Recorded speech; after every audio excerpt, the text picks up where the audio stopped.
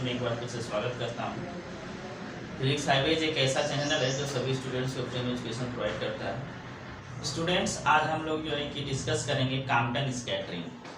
तो इसके पहले हम लोगों ने फोटो इलेक्ट्रिक इफेक्ट पढ़ा था, जिसमें हम लोगों ने देखा था कि किसी मेटल सरफेस पर जब एक सुटेबल फ्रिक्वेंसी का लाइट इंसिडेंट किया जाता है तो उससे इलेक्ट्रॉन का इजेक्शन होता है और करंट हमें मिलती है। ठीक है, जिसको आइंस्टीन ने जो है कि 1905 में थ्योरेटिकली एक्सप्लेन किया था। तो उसमें ये एज्यूम किया गया था कि जो रेडिएशन है, इलेक्ट्रोमैग्नेटिक रेडिएशन, वह वेव के साथ साथ पार्टिकल नेचर को भी क्या करता है, शो करता है। ठीक है, तो यह जो थियरी थी और ये जो फिनोमेना था फोटो इलेक्ट्रिक इफेक्ट का, वह इलेक्ट्रोमैग्नेटिक रेडिएशंस के पार्टिकल नेचर को क्या करता है, शो करता है। ठीक है, तो एक दूसरा भी इफेक्ट था जो कि इलेक्ट्रोमैग्नेटिक रेडिएशंस के पार्टिकल नेचर को शो करता है, उसी को हम लोग डिस्कस कर रहे हैं, जो कि है कॉम्पटन स्कैटरिंग। तो आइए स्टार्ट करते हैं कॉम्पटन स्कैटरिंग। कॉम्पटन स्कैटरिंग, ठीक है। कॉम्पटन स्कैटरिंग में क्या होता है ये देखते हैं। तो स्टूडेंट्स, जैसे हम किसी इलेक्ट्रोमैग्नेटिक रेडिएशन को high energy electromagnetic radiation such as x rays और फिर गामा रेज को किसी एटम्स पर इंसिडेंट करते हैं, तो वह एक्सरे जो है स्कैटर होने के बाद जो फोटान्स हमें मिलता है स्कैटर होने के बाद, इसको स्कैटर्ड फोटान बोलते हैं, उसका वेवलेंथ जो है कि जनरली जो है कि अनचेंज रहता है। ठीक है, तो ऐसे स्कैटरिंग को हम बोलते हैं क्लासिकल स्कैटरिंग, या फिर कोहेरेंट स्कैटरिंग बोलते हैं, या फिर अनमॉडिफाइड स्कैटरिंग भी बोलते हैं। ठीक है, तो इसमें क्या होता है अनमॉडिफाइड स्कैटरिंग में कि कोई भी इलेक्ट्रोमैग्नेटिक रेडिएशन जो है कि एटम से या किसी पार्टिकल से स्कैटर होने के बाद उसकी वेवलेंथ या फ्रीक्वेंसी में कोई चेंज नहीं आता है। ठीक है, तो इसी सीक्वेंस में 1922 में कॉम्पटन ने एक्सपेरिमेंट परफॉर्म किया। उसमें उन्होंने एक वेरी हाई एनर्जी का एक्सरेज जो कि इलेक्ट्रोमैग्नेटिक रेज जो है कि क्या किया, इंसिडेंट किया एटम्स के ऊपर। ठीक है, तो उन्होंने पाया कि अनमॉडिफाइड वेवलेंथ या फोटान्स के साथ साथ कुछ उन्हें जो है कि ऐसे भी फोटान्स मिलते हैं जिनकी फ्रीक्वेंसी कम हो गई रही रहती है। इसकी फ्रीक्वेंसी क्या रहती है, कम, दैट मीन्स उसकी एनर्जी कम रहती है, या फिर उसका वेवलेंथ क्या रहता है, हाई रहता है। ठीक है, तो इस तरह की स्कैटरिंग, जिसमें स्कैटरिंग के बाद इंसिडेंट जो फोटान है या रेडिएशन है उसकी वेवलेंथ क्या जाती है, इंक्रीज कर जाती है। ठीक है, और फ्रीक्वेंसी क्या जाती है, डिक्रीज कर जाती है। तो ऐसे स्कैटरिंग को हम बोलते हैं मॉडिफाइड स्कैटरिंग या फिर इनकोहेरेंट स्कैटरिंग। ठीक है, तो इसमें जो है कि कॉम्पटन ने बहुत ही हाई एनर्जी का फोटान्स लेकर के इलेक्ट्रॉन पर इंसिडेंट किया, उससे स्कैटरिंग हुई। उनको जो है कि जो स्कैटरिंग के बाद जो फोटान मिला उसकी वेवलेंथ में कुछ इंक्रीमेंट मिला। ठीक है, तो इसी फिनोमेना को बोलते हैं कॉम्पटन स्कैटरिंग। ठीक है, और इसके बाद जो स्कैटर होने के बाद जो इलेक्ट्रॉन हमें मिलता है उसको हम कॉम्पटन रिक्वायर्ड इलेक्ट्रॉन बोलते हैं। ठीक है, तो आइए देखते हैं क्या इन्होंने व्हेन वेरी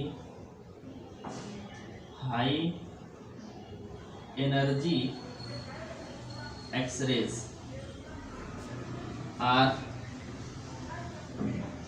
इंसिडेंट या interact with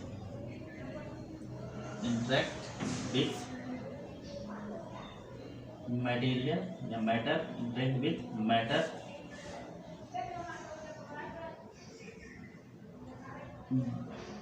we get we get photons, we observe photons of X-rays with modified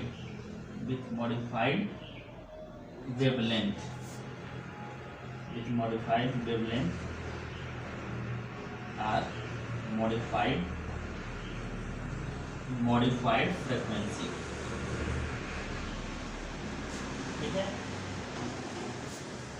this effect, या आप लिख सकते हैं, यहाँ पर और भी लिख सकते हैं, along with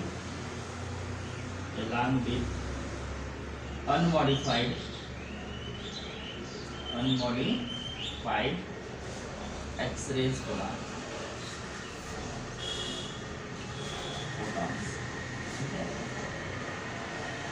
This effect is known as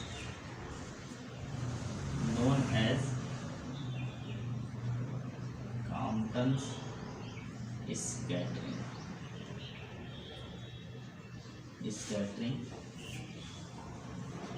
and the required and we also get an electron ejected from the matter, which is known as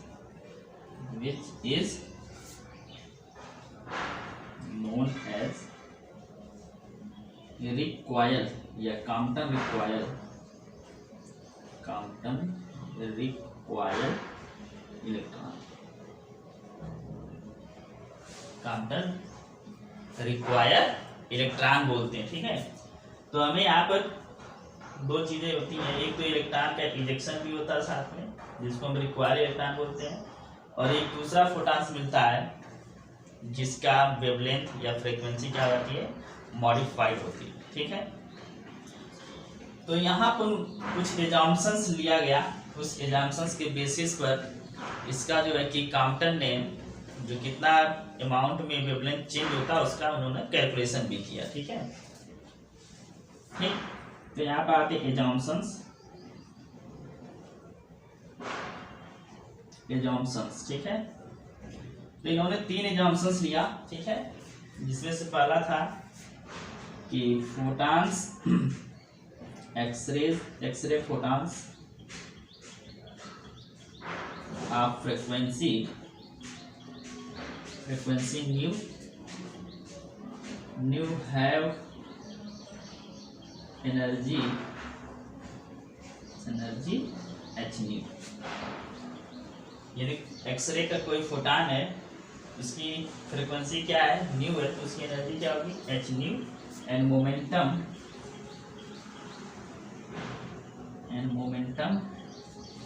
momentum क्या होता है, h अपान लेमडा, लेमडा क्या है, वेवलेंथ, तो इसको हम लिख सकते हैं h nu अपान c,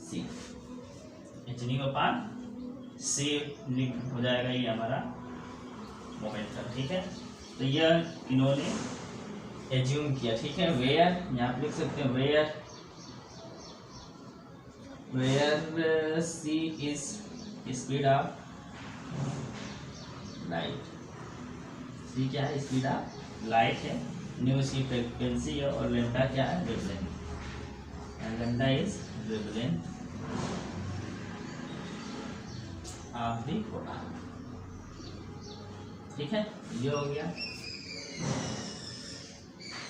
दूसरा जो है कि जब इलेक्ट्रॉन से स्कैटरिंग होती है तो क्या होता है, the electron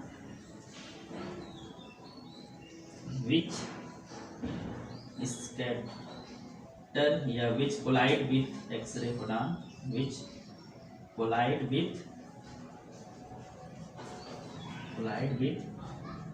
X-ray photon is free and stationary, free and stationary होता है। ठीक है, क्यों होता है, इसको हम फ्री क्यों मान सकते हैं और स्टेशनरी क्यों मान सकते हैं? As we know that as the binding energy of electron in atom is of the order of 10 electron volt. ठीक है, is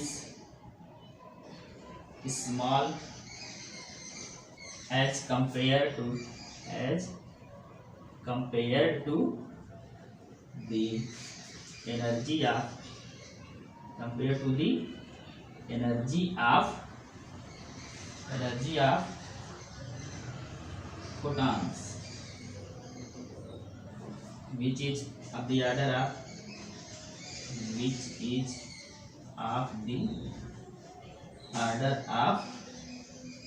10 kilo electron volt, order of 10 kilo electron volt.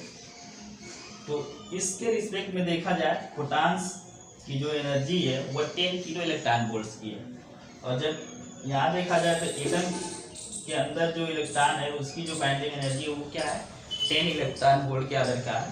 तो इसके रिस्पेक्ट में देखा जाए तो ये क्या है, 1000 टाइम्स इसकी एनर्जी क्या है, ज़्यादा है फोटॉन्स की। तो इसके रिस्पेक्ट में ये क्या है, स्टेशनरी एज्यूम किया जा सकता है, या इसको हम फ्री मान सकते हैं इजीली, जो है कि ये जैसे ही इंसिडेंट होगा वैसे ही ये फ्री हो जाएगा, इसको बहुत ज़्यादा कोशिश करने की जरूरत नहीं पड़ेगी फ्री करने के लिए। ठीक है, और इसका मूवमेंट भी होगा तो बहुत स्लो होगा, बिफोर जो कोलिजन होगा उससे पहले इसका जो है कि स्पीड बहुत कम होगी, तो स्टेशनरी भी मान सकते हैं, इसका स्पीड ज़्यादा होगा। ठीक है, अब आते हैं थर्ड एजम्पशंस में। तो यहाँ पर जो है कि इन्होंने एज्यूम किया द कोलिजन जो होता है, the collision between A photon of high energy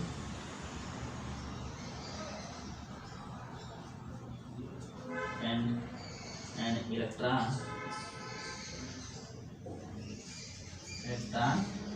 is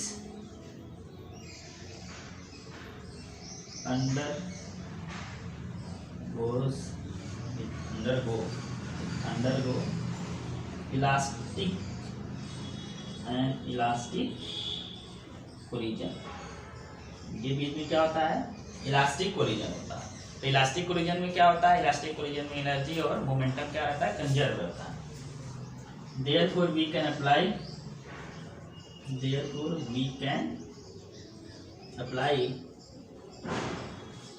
conservation of energy, we can apply law of conservation of energy and momentum।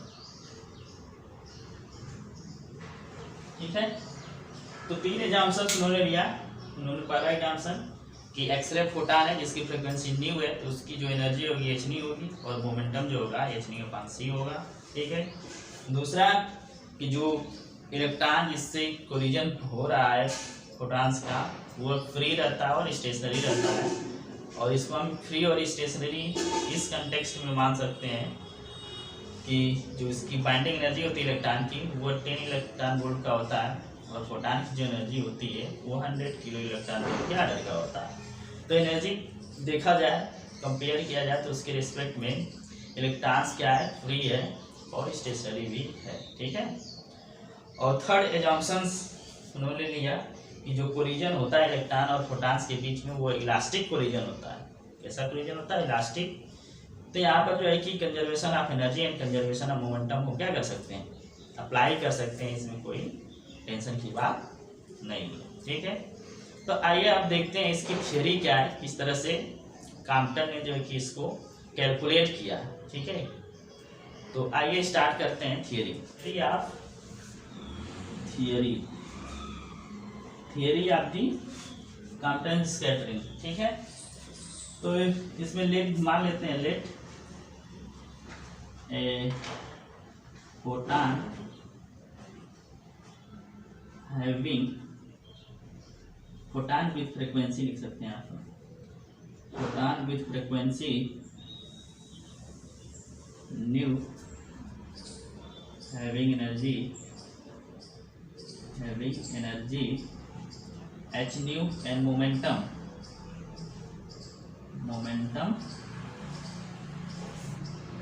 h nu upon c collide with an electron of rest mass m0, ठीक है। m0 rest mass के electron से क्या करता है, photons collide करता है, ठीक है।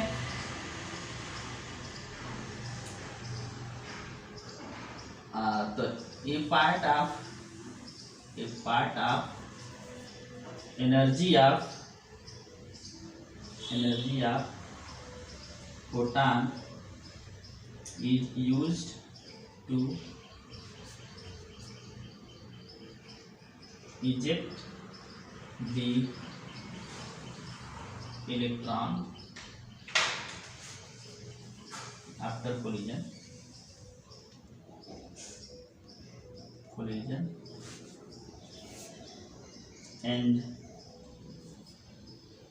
and the photon having less energy is scattered,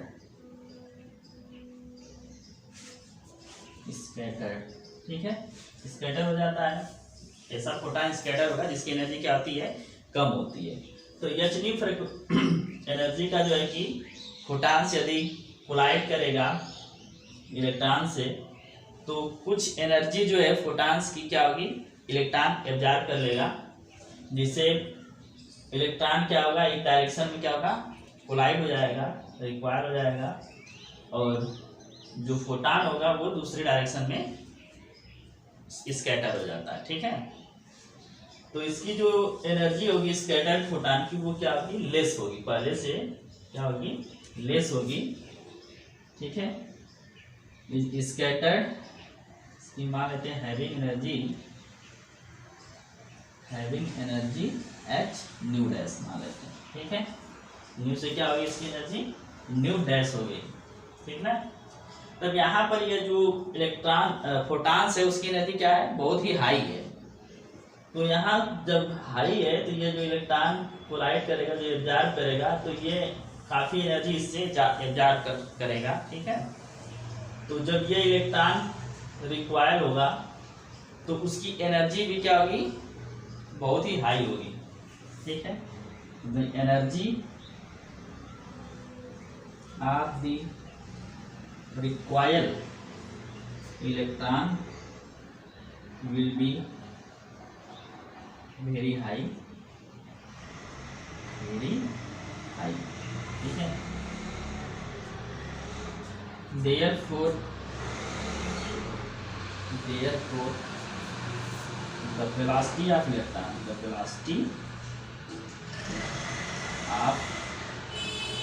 required electron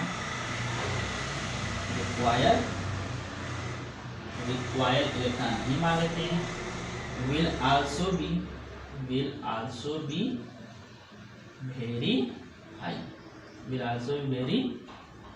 यहाँ पर भी उसकी एनर्जी ज़्यादा होगी रिक्वायर्ड इलेक्ट्रॉन की, तो उसकी वेलोसिटी में क्या होगी, ज़्यादा होगी। जो एनर्जी होगी किस फॉर्म में होगी, काइनेटिक एनर्जी की फॉर्म में होगी। तो काइनेटिक एनर्जी से वेलोसिटी हमारी इतना काइनेटिक एनर्जी ज़्यादा होगा उतनी उसकी वेलोसिटी भी ज़्यादा होगी। तो hence we can apply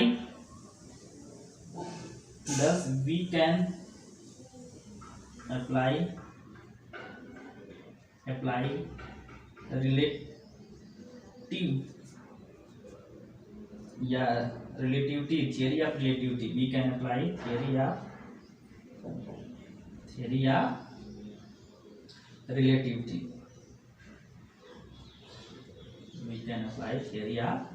relativity.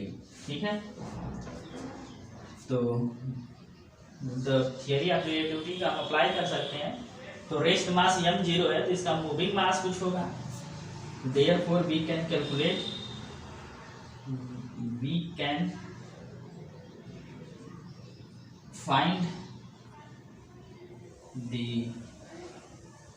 kinetic mass, we can find the kinetic mass of the electron moving with very high velocity v, very high velocity v, using the expression, using the expression. ठीक है, तो ये मान लेते हैं इसका मास जो है डायनेमिक मास, इसको हम स्मॉल m मान लेते हैं। ठीक है, तो स्मॉल m जो होगा ये होगा m0 अपॉन √1 माइनस v²/c²। यह जो है कि डायनेमिक मास का एक्सप्रेशन होता है according to theory of relativity. तो यह हम लिख सकते हैं। ठीक है, तो यह जो है कि थियरी में इतना लिख लेंगे और एक डायग्राम बनाएंगे। ठीक है, इसके बाद क्या होगा, मेन होगा हमारा डायग्राम। तो आइए हम डायग्राम बनाते हैं, फिर बाकी का जो यहाँ पर हमें एप्लीकेशन जो करना होगा वो हम यहाँ पर अप्लाई करेंगे। ठीक है, इसको नोट कर सकते हैं आप। यह है इलेक्ट्रॉन, यहाँ पे इलेक्ट्रॉन है, यहाँ पर हाई एनर्जी का फोटॉन जो है कि इंसिडेंट हो रहा है। हाई एनर्जी फोटॉन जिसकी एनर्जी क्या है h²। ठीक है, अब यहाँ से जो है कि इसको हम आगे बढ़ा देंगे, इसको डॉटेड लाइन से। तो यह डायरेक्शन ऑफ इंसिडेंट फोटॉन है, ये इंसिडेंट फोटॉन का डायरेक्शन है। तो इसको हम चाहे तो x एक्सिस पे जूम कर सकते हैं। ठीक है, और यहाँ से हम परपेंडिकुलर लाइन ड्रा कर दें तो ये हमारी y एक्सिस हो जाएगी। ठीक है, यह x एक्सिस के अलांग जो कि फोटॉन्स क्या हो रहा है, इंसिडेंट हो रहा है इलेक्ट्रॉन पर। यहाँ पर क्या है, इलेक्ट्रॉन इज एट रेस्ट। ठीक है, तो इसके बाद क्या होता है कि जो इलेक्ट्रॉन है वो इस डायरेक्शन में रिक्वायर हो जाता है। ठीक है ना, इलेक्ट्रॉन इधर आ जाता है, जिसको हम रिक्वायर इलेक्ट्रॉन बोलते हैं, रिक्वायर इलेक्ट्रॉन। और इस डायरेक्शन में जो है कि ये फोटॉन्स क्या होता है, स्कैटर हो जाता है। इसकी जो एनर्जी होती है वो कम हो जाती है। ठीक है, ये हो गया, इसकी एनर्जी जो है h⁻डैश हो गया। ठीक है, तो इसको बोलते हैं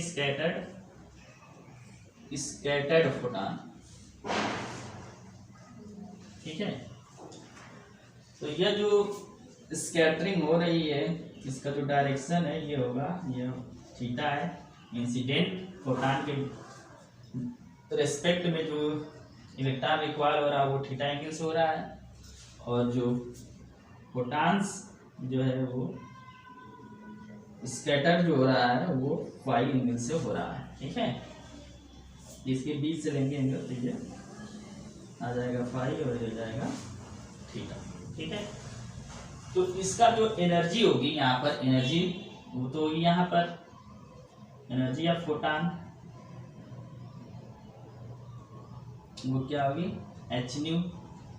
अब मोमेंटम जो होगा फोटॉन का वो क्या होगा h²/c होगा। ठीक है, अब यहाँ जो देखा जाए तो इसकी जो एनर्जी होगी रेस्ट मास एनर्जी, आप देखेंगे रेस्ट मास एनर्जी जो होगी, rest mass energy of electron ये होगी ½ m0c²। m0c² ये हो गया। अब मोमेंटम जो होगा, momentum of electron before collision वो क्या होगा, 0 होगा। m/v, ये 0 v क्या है, 0 है। ये मोमेंटम क्या होगा, 0 होगा, रेस्ट में। इलेक्ट्रॉन क्या है, ये इलेक्ट्रॉन इज एट रेस्ट, तो v = क्या होगा, 0 होगा। तो ये इलेक्ट्रॉन का मोमेंटम क्या होगा आफ्टर कोलिजन, बिफोर कोलिजन 0 होगा, एनर्जी जो होगी रेस्ट मास एनर्जी या रिलेटिविस्टिक थियरी यूज करेंगे। तो रिलेटिविटी का थियरी यूज करेंगे तो m0c² लिखेंगे और यहाँ पर एनर्जी जो होगी फोटॉन्स की h/v, मोमेंटम h/c। अब यहाँ आते हैं तो यहाँ पर हमारे दो कंपोनेंट हो जाएंगे, एक x डायरेक्शन में और एक परपेंडिकुलर डायरेक्शन में, या हम कह सकते हैं फोटॉन्स जो इंसिडेंट हो रहा है उस डायरेक्शन में और उसके परपेंडिकुलर डायरेक्शन में। ठीक है, तो यहाँ से हम ड्रा कर सकते हैं। ठीक है, तो यह जो होगा ये वर्टिकल या फिर परपेंडिकुलर कंपोनेंट्स होंगे फोटॉन्स का और यह इलेक्ट्रॉन्स का, और यह जो होगा ये क्या होगा इलेक्ट्रॉन और फोटॉन का हॉरिजॉन्टल कंपोनेंट होगा। ठीक है, तो इस मोमेंटम जो होता है वेक्टर क्वांटिटी होता है, इसका हम कंपोनेंट लेंगे। तो momentum along the x axis क्या होगा, इसकी मोमेंटम जो होगा h/c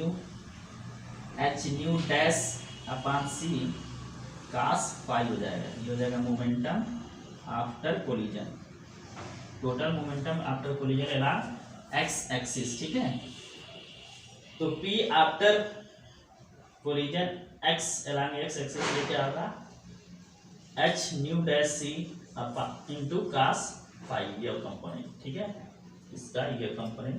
इसी तरह से इसके मोमेंटम पे ये कंपोनेंट लेंगे तो ये आएगा plus mv cos theta.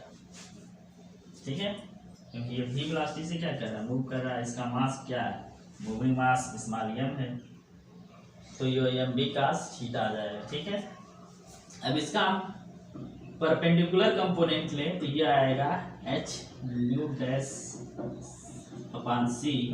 sin phi।